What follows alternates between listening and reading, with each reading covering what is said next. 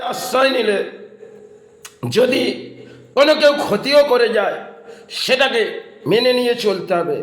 তাকে বদদুয়া দেয়া হয়তো ধর্ম থেকে যায় না, কারণ মানুষ্য জন্মে হয়তো সে লড়াই করছে, সেখানে সে বেঈমানি করছে, তাই সে তার কর্মের আছে তিনি আপনাকে ঠকিয়ে হয়তো পারাপার হয়ে যাচ্ছে। আজ সে পারাপার হচ্ছে, কিন্তু কাল জীবনে তার কি দুর্ভাগ্য হবে সে হয়তো বোঝে না। কারণ আজকের সমাজে দেখবেন কে হিন্দু আর কে মুসলিম সম্প্রদায়, যেখানে সমাজে যদি মেশা যায় এই সমাজের মানুষগুলোকে মুখোশ খোলা হয়তো যেতে পারে, কিন্তু তাদের মুখোশ খুলে লাভ নেই। তারা যে আকারে কেউ দেখবেন মন্দিরে যাচ্ছে, একটি পুজো পাঠ করে দিচ্ছে, আর পথে এসে হয়তো কর্ম করছে, সমাজ লুটছে। তাই পরিণাম তার জীবনে হয়তো একটা দিন কিছু ঘটবে, সেখানে তাকে বদদুয়া দিয়ে কোনো লাভ নেই, সে তার পাপের ভাগী হচ্ছে। তাই ধর্মের আশ্রয় নিয়ে যদি কেউ সমাজে অসৎ কর্ম করে সে তার দণ্ড তাকে একদিন পেতে হবে। তাই কর্মটার পেছনে যেমন লড়াই হচ্ছে তেমন কিছু হারও হয়, কেন এই হার জিতের মধ্যে আমাদের লড়াই হয়, সেখানে অর্থের লড়াই। এই অর্থের লড়াইটা দেখবেন যখন অধিক সমাজকে বিশ্বাস করা যাবে তারা কিন্তু আত্মবিশ্বাস আপনার ভেঙে দেবে। তাই এই সমাজে যেটুকুন কাটিয়েছি তাতে বহু কিছু চলে গেছে, হয়তো যতটা সময় গেছে আবার ফিরে মা দাঁড় করিয়ে দিয়েছে। হয়তো আজ আছি ধর্মের আশ্রয় নিয়ে, তাতেও জীবনে কিছু ঘটে যায়। কারণ এই সমাজকে যদি বিশ্বাস যতটুকু বিশ্বাস করবেন আর একের পর এক এসে লুটবে, সে যেই হোক না কেন।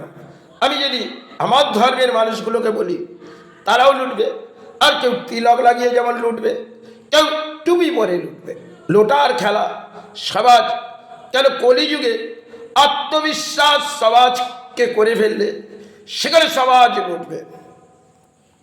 আর কলিযুগে যে ধর্ম পালন করবে সে কিন্তু দেহর মধ্যে মনোভাবটা আলাদা, তাই মনোভাব যখন আলাদা তাকে আঘাত করবে, কারণ তার মনোভাবটা সৎ কর্মের মাঝে, আর যিনি মনোভাব নিচ্ছে অসৎ কর্মের মাঝে, তাহলে অসৎ কর্মের ব্যক্তি দেখবেন কিছু অর্থ নিয়ে আজ জয়ী হবে, কাল কিন্তু তিনি পরাজয়ী। কারণ জীবনে যা ঘটেছে হয়তো বহু অর্থ ছিলেন আর বহু অর্থ ঘটেছে, সব একের পর এক লুটেরা আসছে, তাই সমাজ লুটে গেছে আর আমাকে দিতে হয়েছে। হয়তো এক জন্মে দেখবেন আপনি কোনো দান পেয়েছেন, আর দ্বিতীয় জন্মে আপনাকে দান যেভাবে দিয়ে চলে যেতে হবে সে দানের মাঝ দিয়ে আপনাকে গ্রহণ করবে, এরমও হতে পারে। আর কিছু আপনি পাপ কর্মের অধিপতি হবেন না, কারণ পাপ কর্মটা যদি মুখের মাঝে একটা অভিশাপ দেওয়া হয় সেক্ষেত্রে আপনার দেহ থেকে একটি ব্যাখ্যা বেরোলো, সেটা একটি অগ্নির মতন, সেই অগ্নিটা পরক্ষণে তার ক্ষতি হবে, তবে সে কাজ করা উচিত না। তাই ধর্মের মাঝে আশ্রয় নিলে বহু দারিদ্রতা বহু দুঃখের মাঝে আসতে হবে, কিন্তু অধর্মের মানুষগুলো তারা হয়তো জয়ী হবে। কারণ আপনি যখন কর্মের মাঝে লড়াই করছেন, সৎকর্ম অসৎকর্ম, এই কর্মের মধ্যে দুটোই ভাগ আছে। আপনি যখন সৎকর্ম করছেন সমাজ আপনার ব্যাখ্যাগুলো গ্রহণ করবে না, আর যিনি মিষ্টি কথা বলে অসৎ কর্ম করছে সেই সমাজ তাকে মেনে নেবে, তাই আপনার কিছু যায় আসে না। আপনি আপনার কর্মটাকে মেনে যান। কর্ম হচ্ছে সব থেকে বড় আমাদের পূর্ণ জীবন। এই জীবন হয়তো মনুষ্য জন্ম, পরজন্মে কি আসবে তা হয়তো জানি না। তাই এই জীবনে যে কর্মটা করব সৎকর্ম, অসতের বলি অবড়াবো, তাহলে একটা সময় এখান থেকে গিয়ে সেই দণ্ড মাথা পেতে নিতাম। দেখবেন এই সমাজে অসতে ভরা, কেন এটা কলি, আর কলির এমন একটা অংশ ভাগ পড়েছে যেটা শুদ্ধের যুগ। এই শুদ্ধের যুগে দেখবেন ব্রাহ্মণ যেমন লুষ্ট হয়েছে আর এই সমাজ লুষ্ট হয়ে গেছে। যেমন ব্রাহ্মণ লুষ্ট তেমন সমাজ লুষ্ট। সমাজের মধ্যে খালি লোটার খেলা, আর ব্রাহ্মণের মধ্যে খালি পুজো অংশের দানের খেলা। এই হচ্ছে সমাজ। এই সমাজে নতুন করে ধর্মের আশ্রয় নিয়ে ধর্ম তো জাগবে না।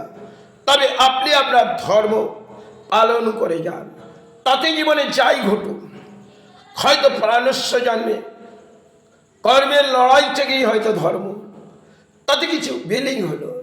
তাই আসা যাওয়ার খেলার পেছনে আমার বলে তো চিৎকার করে নেই। আজ আমার হাতে রইল, কাল পরও হাতে চলে যাবে। হয়তো যে দান আমি আমার প্রাপ্তি ভাবব সেটা তার ছিল, তিনি নিলেন। এই হচ্ছে মানুষ্য জন্মে একটা খেলা। তাই খেলার মাঝে বহু কিছু খেললাম, কড়ি গুনলাম, সে কড়ি চলে গেল। কারণ যতটা বিশ্বাস করবেন আর সে হারিয়ে যাবে। যা নিয়ে লড়াই করছেন সেটা যেভাবে না যেভাবে বিলিং হবে, তা নিয়ে মনোভিত্তি ভেঙে লাভ নেই। ধর্মের প্রতি আশ্রয় নাও। অধর্ম যে করবে সে আজ নয় কাল তাকে দণ্ড পেতে হবে। কারণ কলিযুগে আমরা দণ্ডটাকে মেনে নিই না, আমরা অসৎ কর্ম মেনে নিই। খেতে জানি না এই কলির অদ্ভুত ইতিহাসে চিনি মনে করে সমাজ লুটে সুখ হবে। হয়তো একটি বসস্থানে গেলাম, বহু কিছু সাজিয়ে নিলাম, কিন্তু পরক্ষণে সেই বসস্থানের দুর্ভোগ এসে যায়। হয়তো অহংকারের লড়াই লড়লাম। কেন মহারাজ রাবণ তিনি হয়তো অহংকার করেছিলেন বটে। ভগবান বিষ্ণু তিনি রূপের পরিণত হইলেন রাম হয়ে, এবং রাবণের অহংকার ধ্বংস হয়ে গেলেন। এটা রামায়ণের ক্ষেত্রে। তাহলে রাবণ তিনি অহংকার সৃষ্টি হয়েছিলেন। আর যাদের মধ্যে দেখবেন অহংকার হবে, তাদের একটি দণ্ড আস্তে আস্তে হয়তো দণ্ডটি এমন একটা জায়গায় দেবে, তখন সেই জায়গা তার দণ্ডর ভাগ কেউ নেবে না, না পরিবার নেবে, না সন্তান। তিনি দণ্ড ভোগ করবে। সে কর্ম করছেন, সেই কর্মটা সৎ কর্ম করে যান। অসতের ভিত্তিতে এত কলিযুগ, আর কলিযুগে সৎ পাওয়াটা কঠিন। যত ঘুরবে অসতের ছয় না, আর অসতের পরিণাম। তাই অসতের কর্ম যারা করে যাবে তারা কলির রাজ্য থেকে হয়তো করে বেরিয়ে যাচ্ছে, কিন্তু কলি একটি দণ্ড তাদের দেবে, সেটা তারা বোঝে না। ধর্ম সেটা আমাদের কাছে শ্রেষ্ঠ। আর ধর্মের নাম নিয়ে যদি আমরা একটি ব্যবসা করে বসি, সেটা কিন্তু ধর্ম আমাকে জায়গা দেয় না। হয়তো সমাজ আমাকে জায়গা দিল, কিন্তু ধর্মের যে পুজো পাঠটা করলাম তিনি আমাকে হয়তো এখনকার যুগে আমরা সেজে গুজে পুজো করি, মনে করি মাকে জাগিয়ে ফেললাম। কেন আগে তো আমাদের ডালার উপরে নির্ধারিত নজর থাকে। তখন মা বলে যে সন্তান তুই অর্থ কুড়তে এসেছিস রে, তুই অর্থটা কুড়িয়ে নিয়ে চলে যা।